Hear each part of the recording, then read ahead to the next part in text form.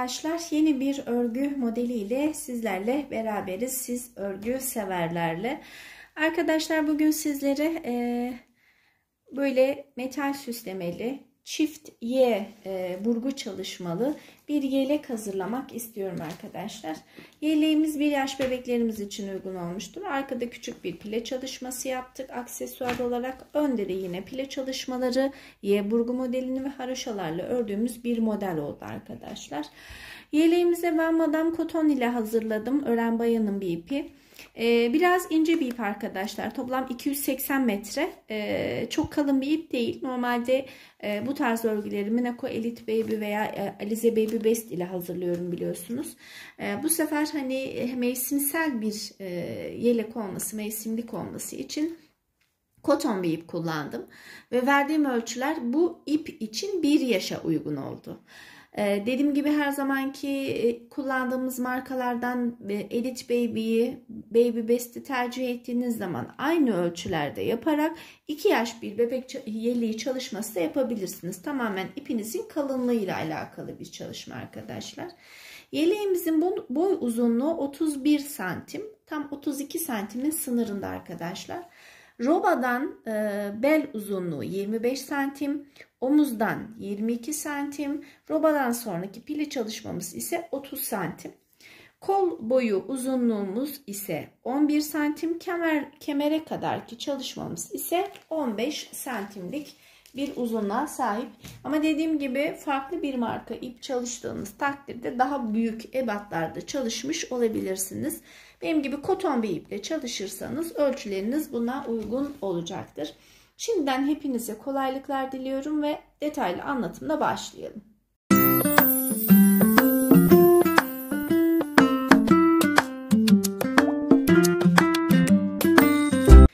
Evet arkadaşlar, artık yeleğimizi hazırlamaya başlayabiliriz. Çift burgulu bir yelek çalışması yapacağız arkadaşlar. Robadan kemerli olacak. Bunun için Madame Coton, Ören Bayan'ın Madame Coton ipiyle çalışmak istiyorum. Hafif bir yelek olması için arkadaşlar. Renk numaram ise şu şekilde baktığımızda 026 numaralı ipiyle çalışıyoruz yeleğimizi hazırlamaya. Şimdi arkadaşlar toplamda ön beden için şişime 36 ilmek taktım. Ve bu 36 ilmeği toplamda taban kısmından itibaren saydığımda 2, 4, 6, 8, 10, 12, 14, 16, 18, 20, 22, 24, 26, 28, 30, 32, 34, 36 ve 37. 37 sıra haroşa olacak şekilde yeleğimizi ördüm. Şimdi artık yeleğimizin pile kısmını çalışacağız ve kemer kısmına geçeceğiz. Burası yeleğimin sağ yanı olacak ilk etapta arkadaşlar. Sağ yanını ördüğüm için baştan 3, 4, 5, 6, 7, 8, 9, 10, 11, 12. 12 ilmek haroşamı örmüş oldum arkadaşlar. Burada kesme işlemlerine başlamam gerekiyor. Bunun için 1, 2, 3, 4, 5, 6, 7, 8, 9, 10. Şöyle bakıyorum. Pile şeklinde durmasını istiyorum bu kısmın arkadaşlar. Kaç ilmeğimiz kaldı geriye? 2, 4, 6, 8, 10, 12, 13. Bir de şişimde var. 14. Toplamda 26 ilmeğim kalmış oluyor. Bir ilmek daha kesiyorum arkadaşlar. 11 ilmek kesti. Kalan ilmeklerimi tekrardan haroşa tekniğimle örüyorum. Şişimde şu an 25 ilmek bırakmış oldum. Buradaki kesme amacımız arkadaşlar şöyle düşündüğümüzde daha sonra dikiş ile burayı şu şekilde bir pile kavisi vereceğiz. Bundan dolayı keserek ilmeklerimizi bir anda eksiltmiş olduk ve pile çalışmamızı da bu şekilde devam ettireceğiz. Şimdi geriye dönüyorum. Şimdi arka tarafına döndüm. Haroşalarımı örmeye devam ettim. Pile kısmına gelene kadar Pile kısmıma geldiğimde 1, 2, 3 ilmek artırma yapıyorum arkadaşlar. Tekrardan ilmek sayım 25'e çıkmış oldu ve kalan ilmeklerimi de tekrardan haroşa olarak başa kadar gidiyorum. Buradaki pile çalışmamızı yine dikiş ile sabitleyeceğiz. Örgümüzde 28 ilmekle şu an devam etmek istiyorum. Evet, şu kısımdaki 3 ilmek artışlık bizim pilemizi oluşturmamızda yardımcı olacak arkadaşlar. Şu şekilde arka tarafına vereceğim ve burayı arka tarafına verdikten sonra dikiş ile şu şekilde bir pile çalışması yapacağız örgümüz bittiğinde. Şimdilik örgümüze 28 ilmekle devam edeceğiz. Tabi burada örgü stilimizi artık değiştiriyoruz arkadaşlar. Baştaki ilk ilmeğimi yine haroşa tekniğimle aldıktan sonra saymaya başlıyorum. 2, 3, 4, 5. Şimdi arkadaşlar bu kenardaki ilmekleri tekrar gösterelim. Kenarda ilk ilmeğimi dönüşte haroşa olarak ördüm. İkinci ilmeğimi de haroşa olarak örmek istiyorum. Daha sonra buralardan ilmek çıkaracağız. Çünkü ön pat çalışmasını ek olarak yapacağız. Şu an ilmeğimiz 26 ilmeğe düşmüş oldu. İkisini haroşa olarak ördük. Örgümüz bitene kadar haroşalarımıza devam edelim. Son bir ilmeğimiz de kenar ilmeğimiz olacak. Örgümüz için ortada kalan 25 ilmeğimizin ise 5 tanesini 2, 3, 4, 5.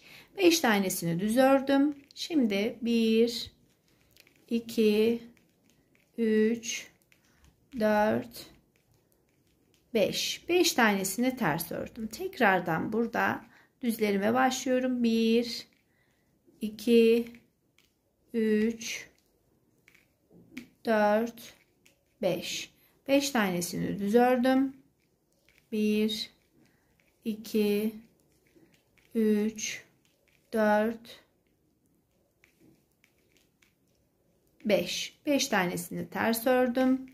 1, 2, 3, 4, 5. 5 tanesini yine düz ördüm ve kenar ilmeğimi aldım. Dönüşte kenar ilmeğimi yeniden ördükten sonra şimdi tersleri düz, düzleri ters şeklinde 3, 4, 5. 5 ters, 1, 2, 3, 4, 5. 5 düz, 5 ters,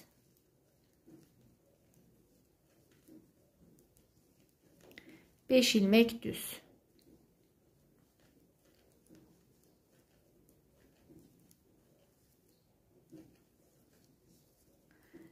Beş ters ve 2 ilmeğimi haroşa ilmekleri olarak bitirmeye devam ediyorum. Bundaki sebebi ise buradan daha sonra ilmek alacağımdan dolayı düzgün durmasını istiyorum. Şimdi kemer yapımı için düzleri düz, tersleri ters örmeye devam edelim arkadaşlar. Evet arkadaşlar, kemer kısmımızın örgüsünü tamamladık. Toplamda şuradaki ters örgülerimizden, aradaki ters örgülerimizden saydığımızda 10 sıra gidiş 1 dönüş 2 olarak 10 sıra kadar kemer örgümüzü örmüş olduk. Şimdi bu örgümüzü 3'e böleceğiz arkadaşlar. 8 ilmek sağda, 8 ilmek solda haroşa olarak devam edecek. Ortadaki 12 ilmeğimiz ise düz olarak devam edecek ve Y vurgu çalışması yapacağız düz kısmına arkadaşlar. Bunun için 1, 2, 3, 4, 5, 6, 7 ve 8. 8 ilmeğimi haroşa tekniği olarak ördüm. Şimdi sayıyorum. 1, 2, 3, 4, 5, 6, 7, 8, 9, 10,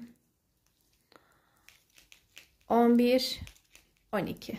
12 ilmeğimi düz olarak ördüm. Geriye kalan 8 ilmeğimi ise yine haroşa tekniğimle başa kadar ördüm. Dönüyorum örgümde. Arka tarafta haroşa tekniğini kullandığım ilmeklerimi haroşa aynı şekilde düz olarak örmüş olduğum ortadaki 12 ilmeğimi ise ters olarak örüyorum. Şu ilmeğimizi de haroşa olarak öreceğiz ve terse başlayacağız.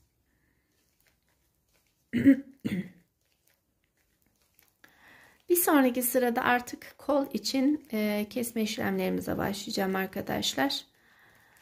3 ilmek toplamda kolumuzda eksiltme yapacağız. 2, 4, 6, 8 ilmeğimiz kaldı. Bu 8 ilmeğimi de haroşa tekniğimle örüyorum. 3 sıra sonra ilk burgu çalışmamızı, Y burgu çalışmamızı yapacağız. Şimdi birinci sıramızı ördük. İkinci sıramızı ve üçüncü sıramızı örüp gelelim. Evet arkadaşlar, 3 ilmek 3 sıra kadar ortadaki düz ve kenardaki haroşa sıralarımızı örmüş olduk ve birinci burgu çalışmasını yapacağımız kısma geldik. Dördüncü sıraya başlarken burgularımıza da başlamış olacağız. Baştan 8 ilmek haroşalarımı ördüm. Şimdi bu 12 ilmeğimizi ikiye böleceğiz arkadaşlar. 12 ilmeğimizin 6'sı sağa doğru burgu yapacağız. 6 ilmeğini de sola doğru burgu yapacağız. Yani burgularımızı ikiye böleceğiz. 6'sı sağ, 6'sı sol için üçerli kıvrım yapacağız. Şimdi sayıyorum. 1, 2, 3, 4, 5, 6. Bu 6 ilmeğimi sağa doğru burgu yapacağım. Bunun için arkada kalmış olan, ortadaki kalmış olan 3 ilmeğimi şişimden çıkarıyorum. Baştaki ilk 3 düz ilmeğimi sol şişime geçiriyorum. Daha sonra bu bırakmış olduğum 3 ilmeğimi alarak aynı şişimin üzerine bakın, ortadakini üstten atlattım. Üstten atlatarak tekrar taktım ve üçer ilmeği çaprazlama yapmış oldum. Şimdi bu 6 ilmeğimi düz olarak örüyorum. Birinci burgumuzu yapmış olduk bu şekilde.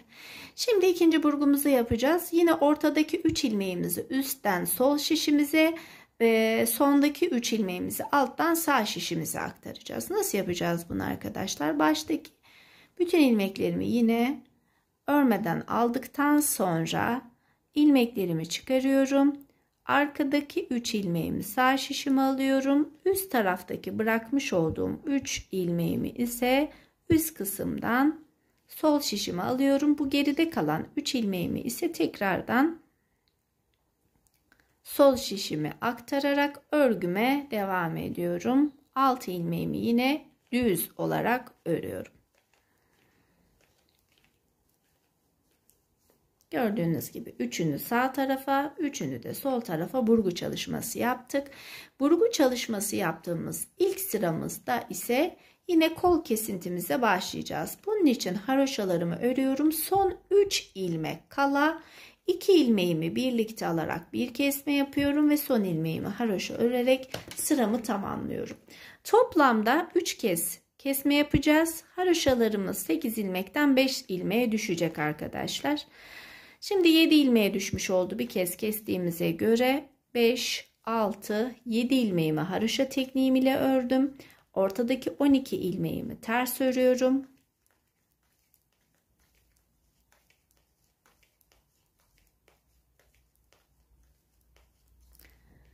Kalan 8 ilmeğimi de yine haroşa tekniğimle sıramı tamamlamış oluyorum. Tekrar örgümün ön yüzüne döndüm arkadaşlar.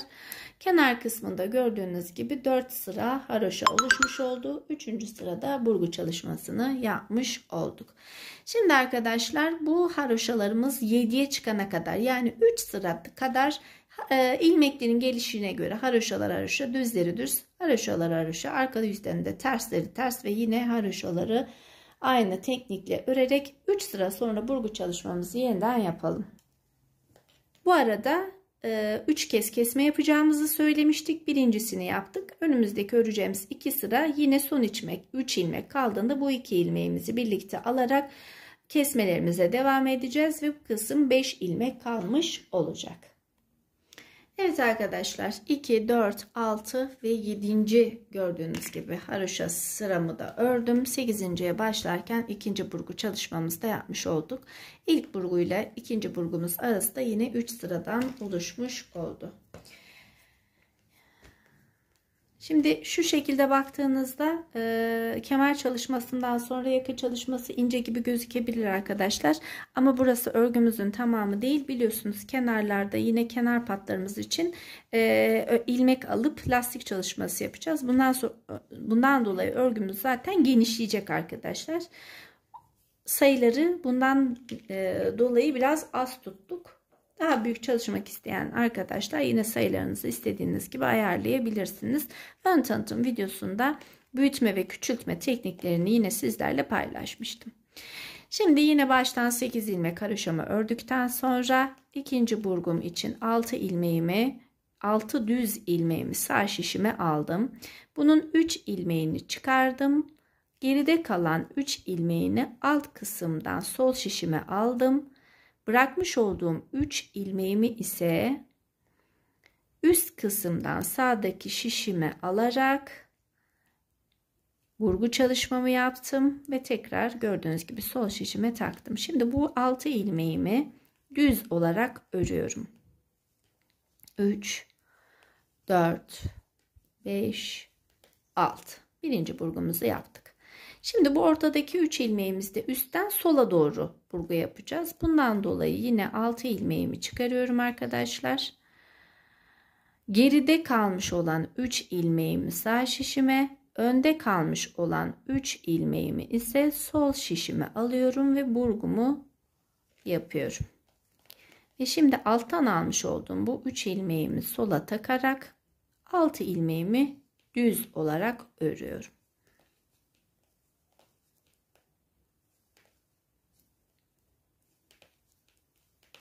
Ve kalan 5 ilmeğim haroşa sırası olarak çalışmış olduk. Bakın gördüğünüz gibi ikinci burgumu da yapmış oldum. Burgularım bu şekilde devam edecek arkadaşlar.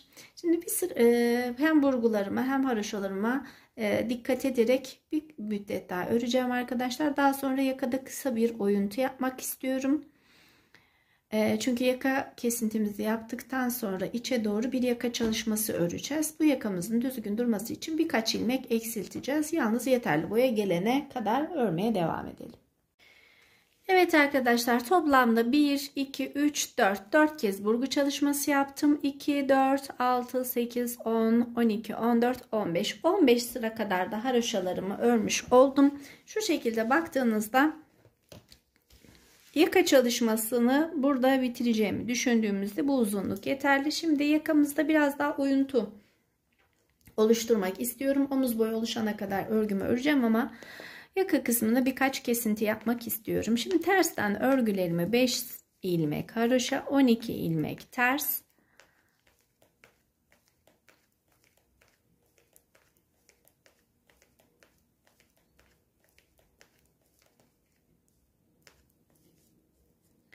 üç, 6, 7, 8 ilmeğim kalmıştı. 8 ilmeğimi de yine haroşa tekniğiyle örerek arka sıradan tamamlamış oldum. Ön sırama geldiğimde 16. sıramızda örmüş olduk. Şimdi ön sıram benim ilk kesinti yapacağım sırası olacak. Baştaki ilmeğimi aldıktan sonra takip eden 2 ilmeği birlikte alarak bir kesme yaptım. Burgu çalışmalarıma yine devam ederek biraz yakamda oyuntu oluşturmak istiyorum. Birinci kesmemi yaka için yapmış oldum. Yine ön yüze geldim. İlk ilmeğimi aldıktan sonra ikinci ve üçüncü ilmeğimi ikinci kez kesme yaptım.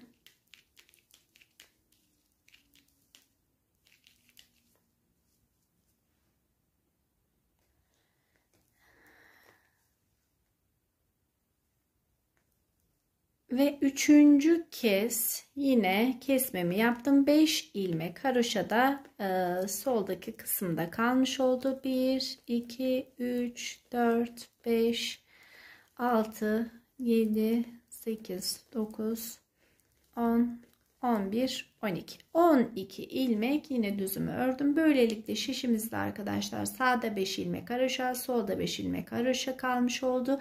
12 ilmek de ortamızda kalmış oldu. 22 ilmek de bizim için yeterli. Yaka çalışmamızdan önce arkadaşlar kesmeye başladığımız yerler gayet net belli. Bu son ilmeğime kadar ilmek çıkaracağım. Şu kısım içte kalacak. Çünkü daha sonra ilmek çıkararak yaka çalışması yapacağız. Şimdi son burgu çalışmam için ilmeklerimin gelişine göre örmeye devam ediyorum.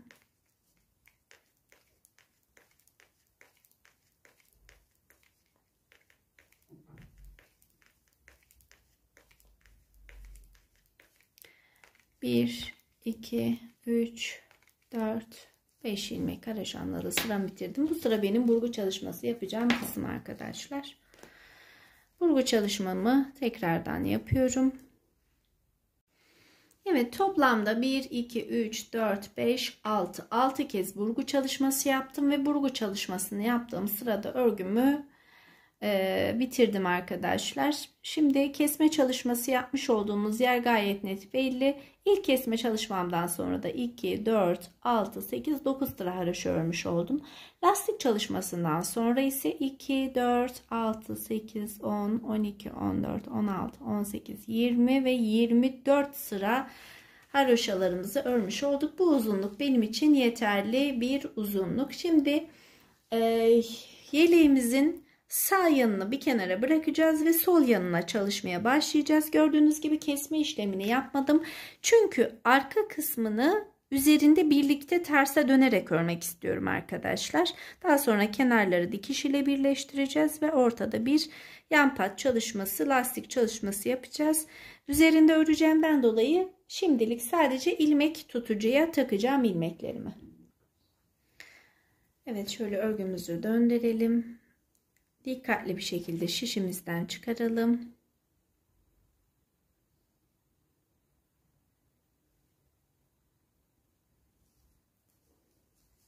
Kontrol edelim, herhangi bir ilmeğimizi kaçırmamış olalım. Ve şöyle uzunca ipimi bırakıyorum ve kesiyorum. Sağ yanımızı bir tarafa bırakalım. Şimdi şişimize 36 ilmeğimizi takalım ve toplamda aynı sıraya 37 diş haroşa olana kadar örüp gelelim. Şimdi arkadaşlar birinci yanımızı tamamladıktan sonra ikinci yanımızın da tam kemer çalışması yapacağımız şu kısma geldik. Burası yeleğimizin sol yanı olduğuna göre şuradaki pile için ayırmış olduğumuz ilmekleri bu kez tersten ayıracağız. Yani 11 ilmek kesmiştik. Ortada 11 ilmek keseceğiz. Sonda 13 ilmek bırakacağız. Başta da 12 ilmek olarak ayarlayacağız. Bunun için arkadaşlar sondan 13 ilmeğimi haroşa şeklinde örüyorum. 3, 4, 5, 6, 7, 8, 9, 10, 11, 12, 13. Şimdi kesme işlemlerime başlıyorum. 1, 2, 3, 4, 5, 6, 7, 8, 9, 10, 11. Şimdi sayalım. 2, 4, 6, 8, 10 ve 12. 12 ilmek de haliyle arkadaşlar örgümüzün ön kısmı için kalmış oldu. Başa kadar haroşalarımı örüyorum.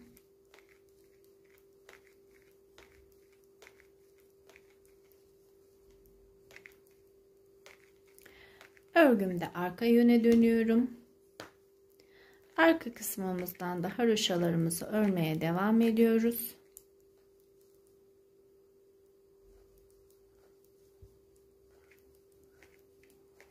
Tam pile çalışmasını yapmış olduğum bu kesme yerine geldiğinde 3 ilmek artırmamı yapıyorum örgümde.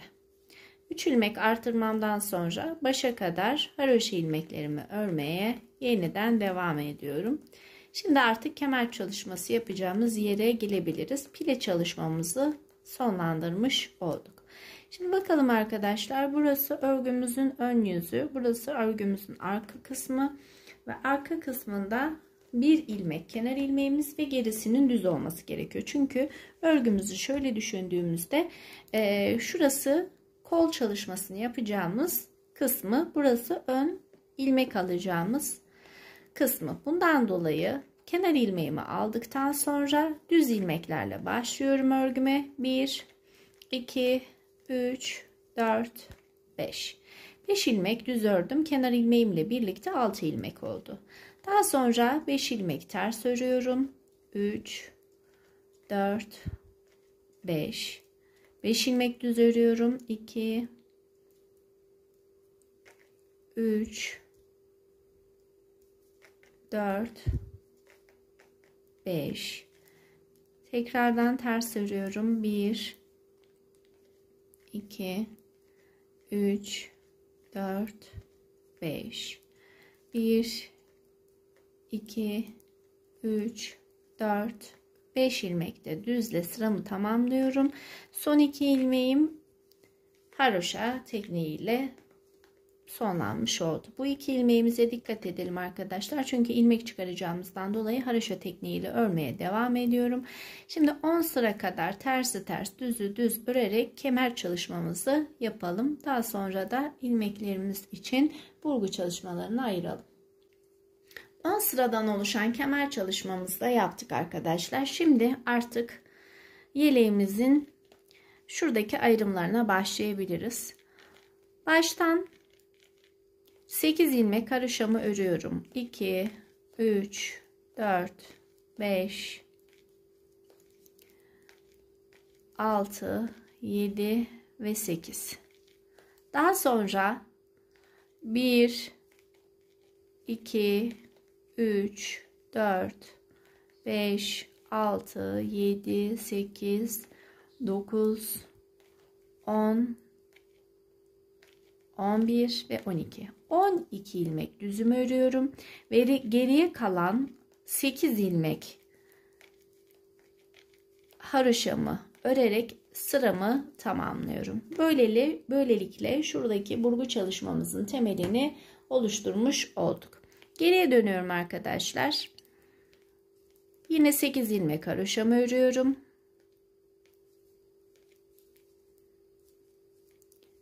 12 ilmek tersimi örüyorum.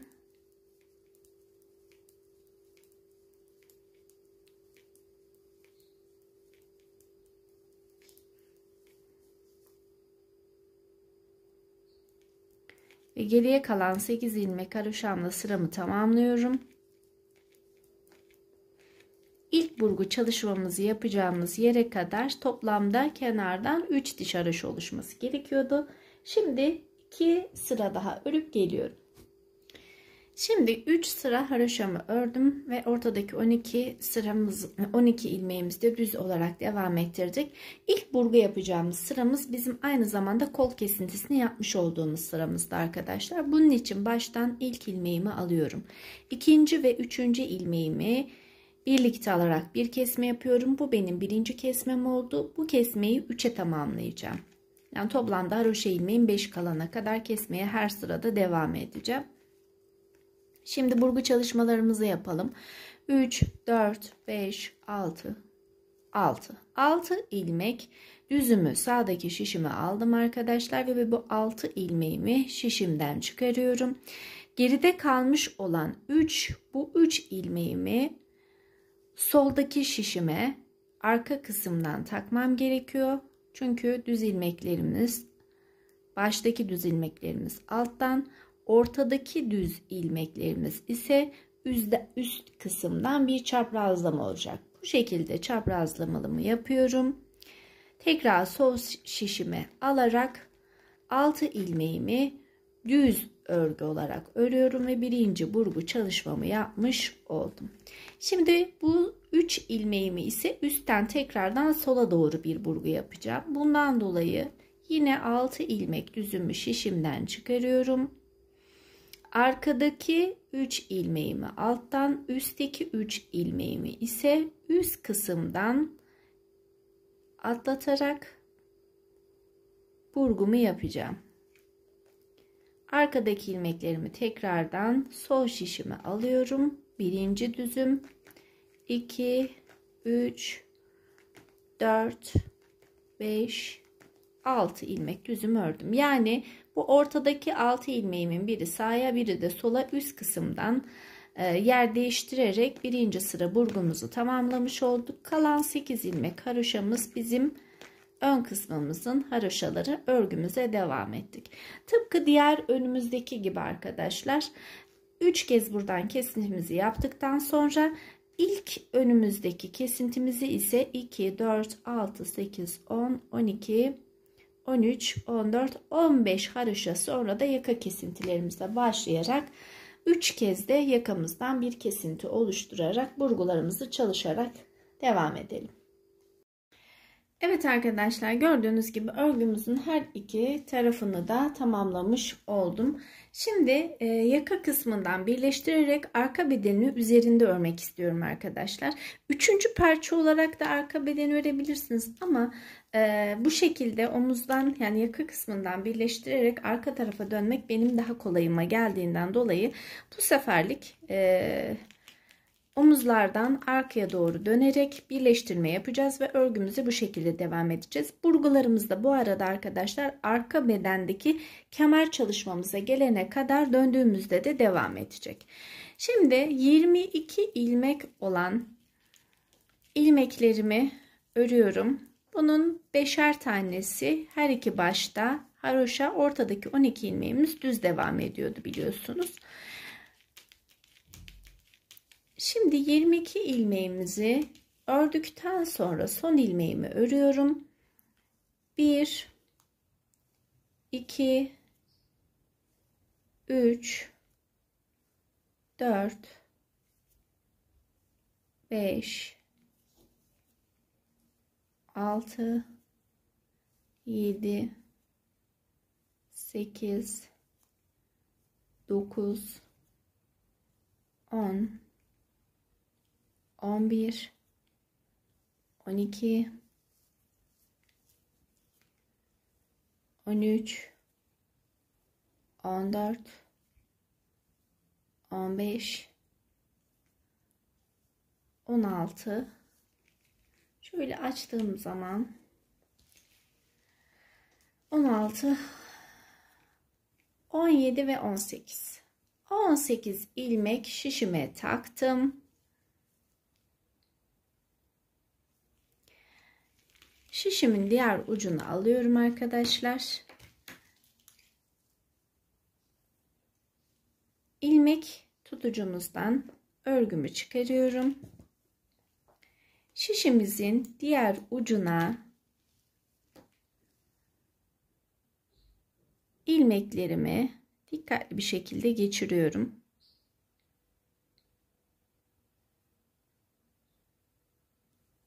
Evet, gördüğünüz gibi hızlı ve seri bir şekilde geçirdik. Şimdi bu uzunca kırmış olduğumuz ipi arka tarafa atıyorum. Ve bu ilk ilmeğimle birlikte şöyle bir çaprazlama yapacağım ipimin devam eden kısmında. İlk ilmeğimle birlikte haroşalarıma devam ediyorum. 5 ilmekte diğer parçamda haroşalarım vardı biliyorsunuz. Ve toplamda yakamız kenardaki haroşalarla birlikte 18 ilmek taktık. 5 sağda 5 solda 10 ilmek mevcuttu. 28 ilmeklik bir haroşa orta kısımda kaldı. Ve kenarlarda yine 12 ilmek düzlerimiz ve en başta 5'er ilmek haroşalarımız örgümüzde devam edecek. Bu birleştirmeyi yaptıktan sonra burgu çalışmalarım için düzlerimi örmeye devam ediyorum. 12 ilmekten oluşan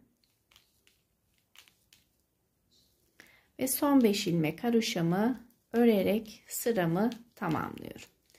Dönüyorum örgümde. 5 ilmek haroşa, 12 ilmek ters,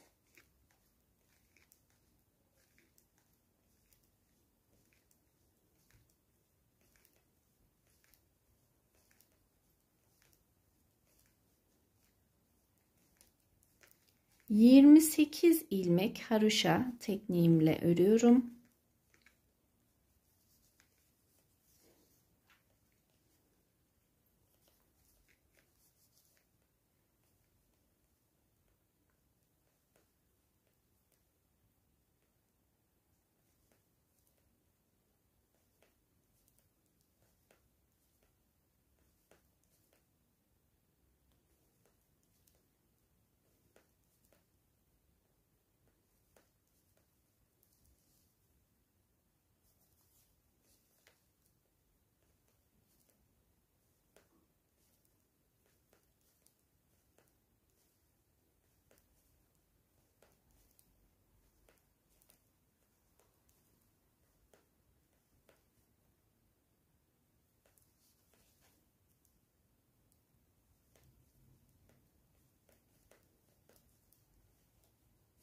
On iki ilmek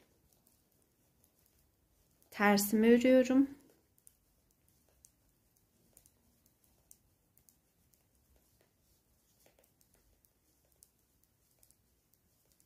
Ve 5 ilmek kalan haroşamı örerek sıramı tamamlıyorum.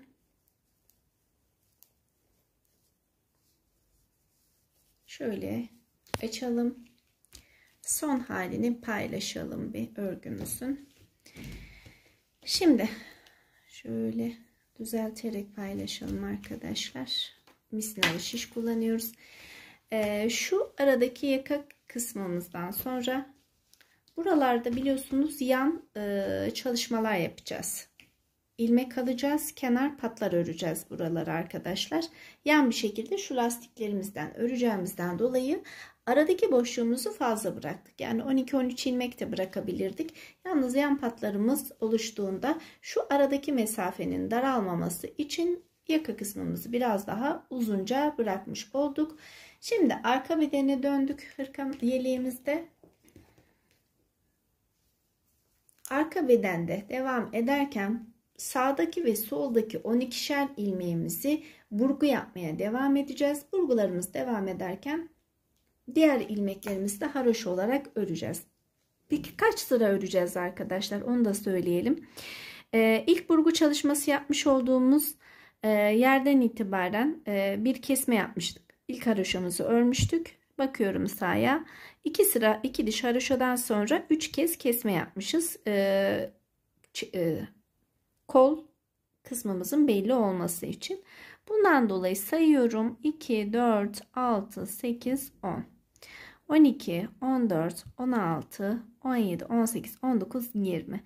20 diş haroşa şu yaka kısmından itibaren sayalım. 20 diş haroşa olduğunda kollarımızı da yeniden belirleyelim. Evet arkadaşlar, yeleğimizi şu şekilde ikiye katladığımızda 20 diş haroşa boyunda örmüş olduk. Şu aradaki haroşalarımızı saydığımızda. Şimdi bu 20 diş haroşa boyunda ördük ve kol çalışması yapmamız gereken yerdeyiz. Tersten gittiğimiz için arkadaşlar kol çalışmamızı keserek değil artırarak yapacağız. Bundan dolayı baştan ilk ilmeğimi örmeden alıyorum. İkinci ilmeğimden önce bir adet gizli artırma yapıyorum. Daha sonra geriye kalmış olan 4 ilmek haroşamı örüyorum. Bakıyorum örgümde burgu çalışması yapmam gereken sıradayım. Bundan dolayı 6 ilmeğimi sağdaki şişime alıyorum. 3 ilmeğini bırakarak gerideki 3 ilmeğimi sol şişime, bırakmış olduğum 3 ilmeği ise üstten atlatarak tekrar sol şişime alıyorum. Burgumu yaptıktan sonra bu 6 ilmeğimi düz olarak örüyorum.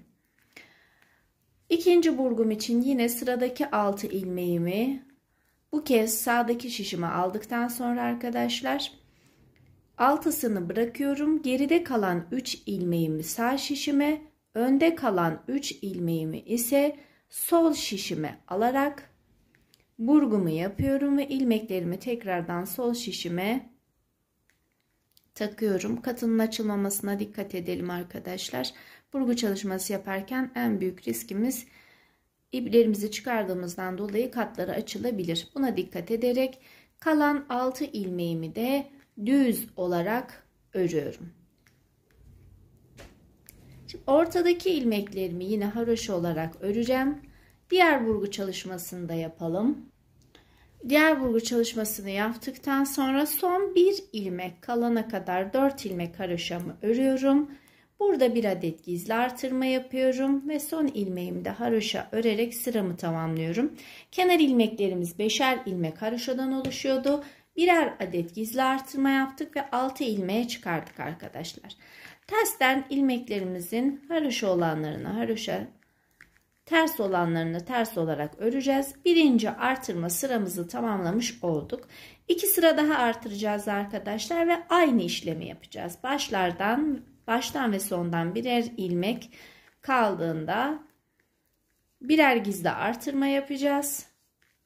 Ve toplamda kenar ilmeklerimiz 8 ilmeğe çıkana kadar 3 kez sağdan 3 kez soldan artırma yapacağız.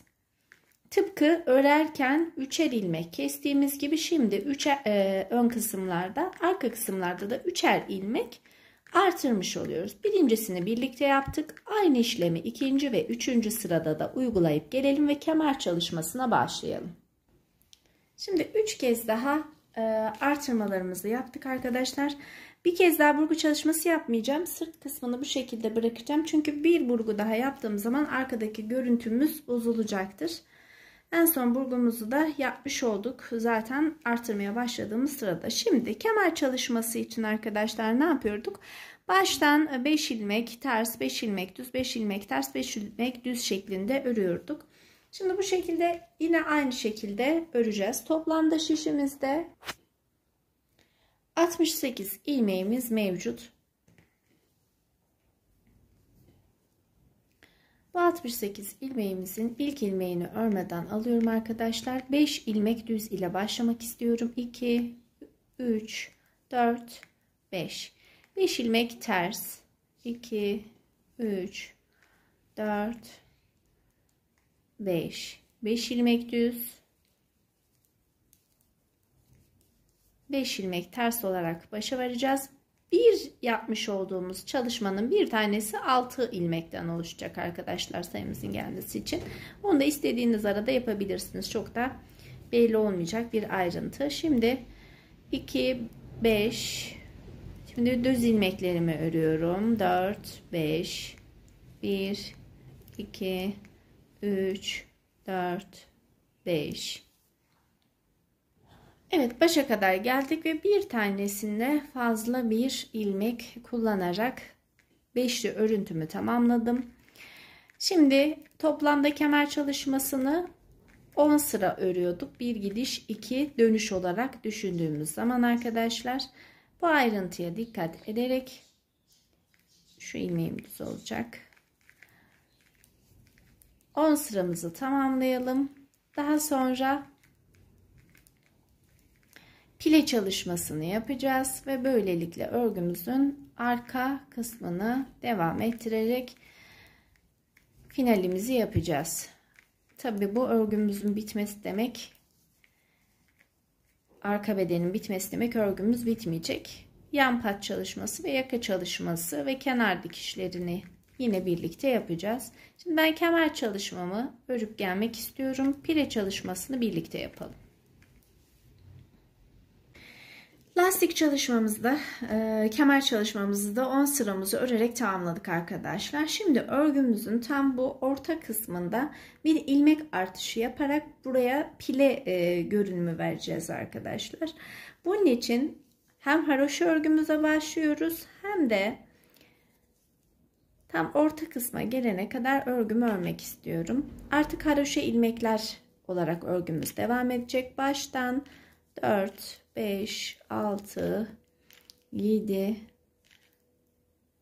8, 9, 10, 11, 12, 13, 14, 15, 16, 17, 18, 19, 20, 21, 22, 23, 24, 25, 26, 27, 28, 29, 30. Şimdi bakıyoruz. 2, 4, 6, 8, 10, 12, 14, 16, 18, 20, 22, 24, 26, 28, 30. Tam şu orta kısma denk gelecek arkadaşlar. 34 ilmeğimizi örelim. 4 ilmek daha ördüm. Burada bir ilmek artışı yapalım. Tam örgümüzün orta yerinde. 1, 2, 3, 4, 5, 6 ilmek. Şöyle bir genişleme yaptım. Daha sonra şöyle açtığımızda bu 6 ilmeğe pile görünümü vereceğiz. Ve daha sonra örgümüzün kalan 34 ilmeğini de haroşa olarak ördüm. Toplamda 68 ilmek vardı. 74 ilmeğe çıkmış oldu arka sayımız. Ve bu 74 ilmeğimizi bitene kadar haroşalarla devam edelim. Kaç sıra haroşa örmüştük arkadaşlar? Hatırlayalım. 2, 4, 6, 8, 10, 12, 14, 16, 18, 20, 23, 26, 29, 30, 33, 36 sıra haroşamızı örelim. 37. sıra bizim kesme sıramız olacak arkadaşlar. Son sıramız olacak. 37. sıramızda da örgümüzün kesme işlemini yapıp gelelim. Evet arkadaşlar, yeleğimizin arka beden çalışmasını da tamamladık ve kesme işlemlerimizi yaptık. Şöyle biraz uzunca bırakmak istiyorum. Daha sonra bu ipimin uzun kısmını dikiş için kullanacağım. Şimdi ipimin ucunu tekrar buluyorum arkadaşlar ve kenar çalışması, yani yan patlarımızı daha sonra lastik çalışmasını öreceğimizi söylemiştim. Kenar çalışmalarını yapacağız yeleğimizin. Şu ipimin nereden geldiğini bir bakalım. Hangisi örgümü bozmadan geliyorsa o ipi ucunu değerlendireceğim. Şimdi sağ yanımızı örerken şu aşağıdaki birinci ilmekten yakadaki yapmış olduğumuz arkadaşlar kesintiye kadar ilmek alacağım. Diğer kısmımızı, sol yanımızı örerken de bakın kesme yapmış olduğum ilmeğin birinci ve ikinci, üçüncüsü gayet belli. Kesmeden bir önceki ilmekten itibaren ilmek çıkaracağım arkadaşlar. Ve bu ilmeklerimizi 5 ters 5 düz şeklinde öreceğiz. Şimdi yuvamızı buluyorum. Bakın kesme yapmış olduğum yerler, ikisini birlikte aldığım ilmeklerim gayet net belli. Şurası benim son sıram. Daha düzgün durmasını istiyorsanız bu son sırayı da almayabiliriz. Şu yaka çalışması yapacağımızdan dolayı daha sonra burada yaka çalışması yapacağız. Bir önceki ilmeğe kenar haroşa patlarını örerken ne yapıyorduk arkadaşlar? Bu şekilde tomurcuklu dönüyorduk ki haroşa ördüğümüz belli olsun ve ilmek aldığımız kolay olsun diye. Özellikle bu tekniği yaparken üzerine basa basa söyledik ki bu şekilde dönersek daha sonra yan pat çalışması yapacağız diye. Şimdi gördüğünüz gibi şişime bütün ilmekleri tek tek sırayla takıyorum. Dönüş yapmış olduğum yan patlarımdan. Haroşalarımın son ilmeklerinden. 2, 4, 6, 8, 10, 12, 14, 16, 18, 20, 22, 23, 24, 25, 26, 27, 28, 29, 30. Son uçtaki ilmeğime kadar toplamda 55 ilmek oluştu arkadaşlar. 55 ilmeğimi şişime taktım. Bakın ipimi biraz şöyle arka tarafa uzunca bırakıyorum. Daha sonra düğüm ile bu ilmeklerimi birleştireceğim. Şimdi arka yönünde olduğum için örgümün 5 ilmek ters örüyorum. 2, 3, 4, 5. 5 ilmek düz öreceğim arkadaşlar şimdi. 1, 2, 3, 4, 5. 5 ilmek ters örüyorum. 1, 2, 3, 4,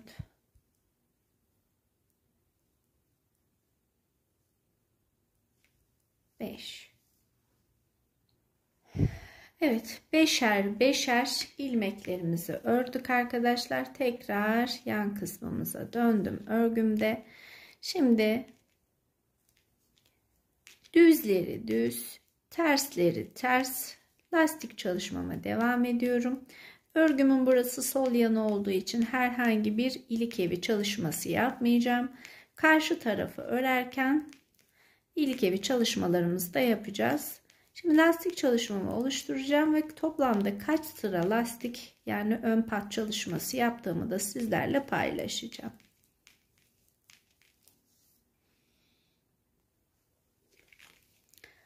Şöyle son haline bakalım arkadaşlar. Şu kenardaki ters örgülerimizle saydığımızda 1, 2, 3, 4, 5, 6, 7, 8, 9. 9 sıradan oluşacak şekilde yan pat çalışmamızı ördük. Şimdi 10. sıramıza döndüğümüzde kesme işlemine başlamamız gerekiyor. Bir ilmek düzümü örüyorum. Arkadaki ilmeği üzerinden atlatıyorum. Bir ilmek düzümü örüyorum. Arkadaki ilmeğimi üzerinden atlatarak düz bir görüntü ön yüze düşecek şekilde kesme işlemlerimi tamamlıyorum.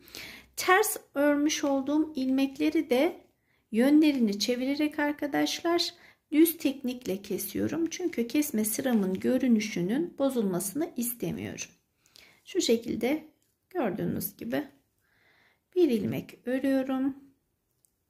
Bakın bu benim ters ilmeğim olduğu için ister şu şekilde alabilirsiniz, ister yönünü şu şekilde değiştirebilirsiniz ve kesmesini bu şekilde yapabilirsiniz.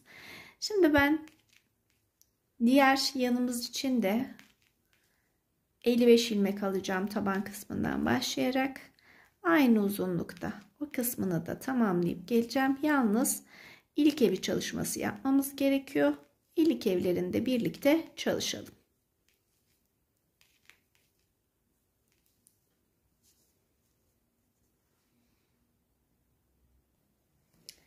Örgümüzü karşı tarafa aldığımızda arkadaşlar ilk evi çalışmamızı düzlerimizin gördüğünüz gibi 5 tane düzümüzün ikinci sırasında açacağız. İkinci ilk evimi ikinci düzümün ikinci sırasında ve üçüncü ilk evimi de yine üçüncü düzümün ikinci sırasında açarak toplamda 3 kez ilk evi açmak istiyorum. Daha aralıklarla açmak isterseniz düzlerimizi kullanarak arkadaşlar birinci düzümüzde açarak ikinciyi atlayarak 3'te açabilirsiniz. Yine dördüncüyü atlayarak 5'te açabilirsiniz. Ama ben 3 tane üst üste ve üst kısımda ilik evi çalışması yapmak istiyorum. Şimdi şu başlangıç ipimizi arkaya alalım ve birinci yuvanın içerisinden şişimi geçiriyorum. İlk ilmeğimi bu ilmekten çıkaracağım. Daha sonra takip eden ilmeklerimden sırayla dönüşlerimden ilmeğimi alıyorum. İkincisi 3, 4, 5, 6, 55 ilmeğimi çıkardım. Bakın arkadaşlar bir sıra boşluk bıraktım. Burası da benim ilk kesmemi yapmış olduğum sıra. Şimdi düzün karşılığına düz geleceği için örgümü döndürüyorum arkadaşlar. Ön yüze düz düşmesi için ilmeklerimi ilk sırada ters örerek başlamam gerekiyor. İpimin ucunu alıyorum. Biraz şöyle uzunca bırakıyorum. Daha sonra düğümleyeceğim bu ipimi. Ve birinci ilmeğimiz düz olarak başlayacak. İlmeğimi ön tarafa alıyorum ipimi. İlk ilmekten itibaren düze başlayalım.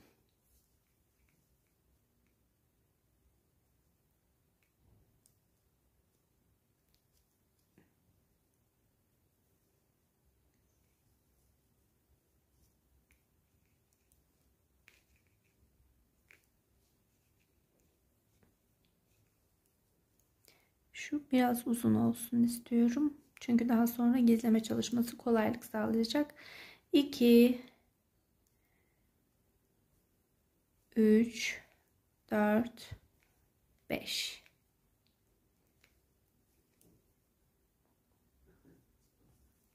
Şimdi 5 düz kısmındayız.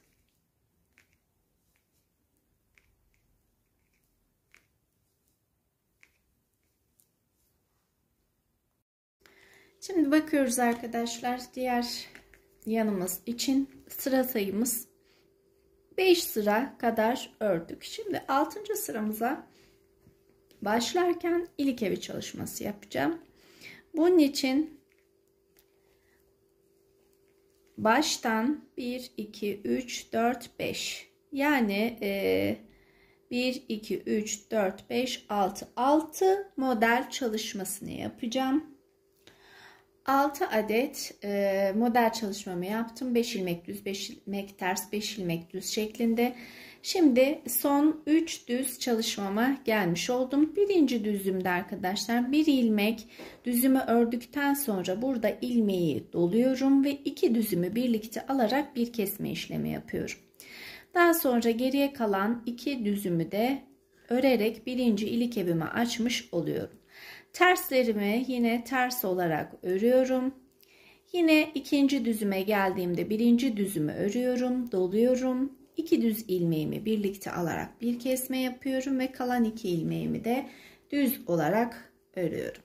Şimdi tekrar 5 ilmek ters olarak örüyorum. İlk düzümü ördükten sonra yine doladım. Yine 2 düz ilmeğimi birlikte aldım ve geriye kalan 2 düz ilmeğimle sıra sayımı tamamlamış oldum. Böylelikle ilik evlerimizi de açarak örgümüzün 3 kez düğme yapacağımız yerleri belirlemiş olduk. Şimdi örgümde geriye dönüyorum. Tersleri ters, düzleri düz şekilde öreceğim ve toplamda 9 sıraya tamamlayacağım.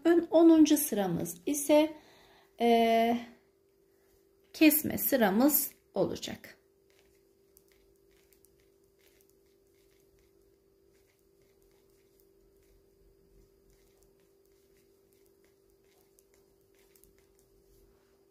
Evet arkadaşlar, şimdi ilik evimizi açtıktan sonra lastik çalışmamızı bitirdik ve kesme işlemlerimizi tamamladık.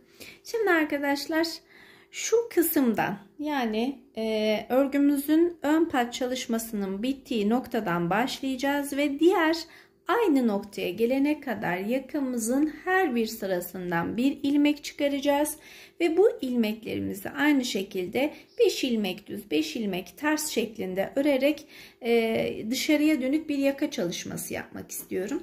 İstiyorsanız hani yakasız kullanmak isteyen arkadaşlar şu an düğmelerini ve şu kısımdaki yapmış olduğumuz pirelerin dikişlerini sağlayarak bitirebilirler. Ama ben dışarıya açık bir yaka çalışmasının güzel duracağını düşünüyorum. Bunun için bir yaka çalışması yapacağım. Şimdi ilk ilmeğimi şu bitiş noktasından geçiriyorum şişime. İlk ilmeğimi bu aradan çıkararak bütün sıradan bir ilmek alacağım. Uzun uzadıya göstererek arkadaşlar daha çok vaktinizi almak istemiyorum. Çünkü ilmek alma tekniğimiz de bu aldığımız ilmekleri örme tekniğimiz de lastik çalışması bildiğiniz. Bundan dolayı da vaktinizi daha fazla almadan lastik çalışmamı yaparak gelmek istiyorum. Yalnız 5 ve katları şeklinde ilmeği alırsak bizim için daha büyük bir kolaylık olacaktır. Çünkü 5 ters 5 düz örgümüze devam edeceğiz. Yaka kısmımızda da yalnız yakamızı biraz uzunca öreceğiz. Tam yeterli uzunluğa geldiğimde kaç sıra toplamda yaka uzunluğu ördüm yine sizlerle net bir şekilde paylaşacağım. Haroşa kısımlarını haroşa ilmekler olarak aldım ama şurada bir ilmeğimi unutmuşum. Bundan dolayı tekrardan geriye dönüşümü sağladım ve tekrar ilmeklerimi çıkardım. Evet, ara uzunluğumuz gayet uygun oldu arkadaşlar.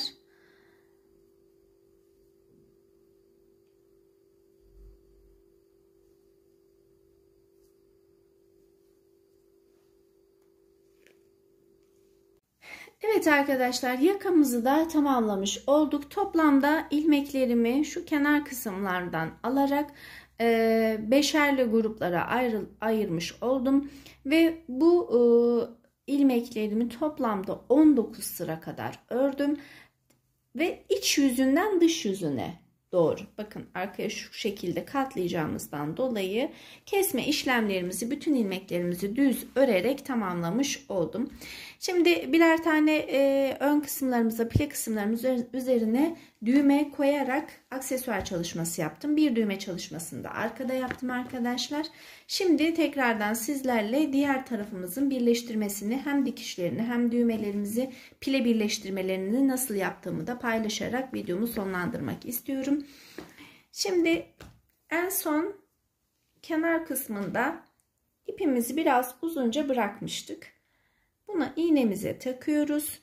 Kenarlarımız haroş olduğu için dikmek bizim için kolay olacak arkadaşlar. Gördüğünüz gibi ilk sıranın karşısına gelen ilmeğin yuvasından geçirerek karşılıklı haroşalarımın dikişini sağlıyorum. Biraz daha yukarıdan göstermek istiyorum.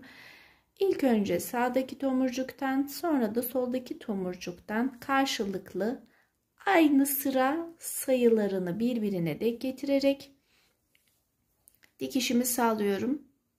Bu şekilde dikmenin bize en büyük yararı arkadaşlar, sanki örgümüz, bakın haroşalarımız devam ediyor. Hiç dikiş yokmuş gibi görünüyor. Bunun için dönüşleri özellikle böyle kenarlarını pot bırakarak dönüyoruz ki dikmek bizim için kolaylık olsun.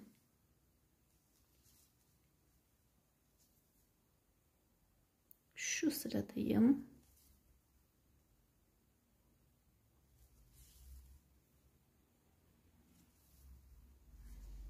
Gördüğünüz gibi hiç dikiş yaptığımız belli olmuyor. Evet, dikiş kısmımızda estetik bir şekilde hallettik arkadaşlar. Şimdi gelelim pile çalışmasını nasıl dikeceğimize. Son sıramızın içerisinden iğnemi geçiriyorum arkadaşlar. Ve gördüğünüz gibi kesme işlemimi yaptığım ilk kısımdan yine iğnemi geçirerek ortada bir sıkılama çalışması yapıyorum. Daha sonra burayı düğme ile, düğmemden bir adet alıyorum. Yönünü değiştiriyorum. Düğmelerim kaba gibi görünse de arkadaşlar çok hafif. Böylelikle böyle küçük örgülerde rahatlıkla kullanabilirsiniz. Sadece gösteriş olarak büyük duruyor ama içerik olarak hafif bir düğme. Özellikle seçtim ki yelekte bir ağırlık oluşturarak örgünün duruşunu bozmaması için. Şimdi örgümde ilk önce şu kısımları ikiye katlayarak birleştirme yapacağım ve sonra düğmemle birlikte dikeceğim ve pilemiz ön yüzde güzel görünmüş olacak.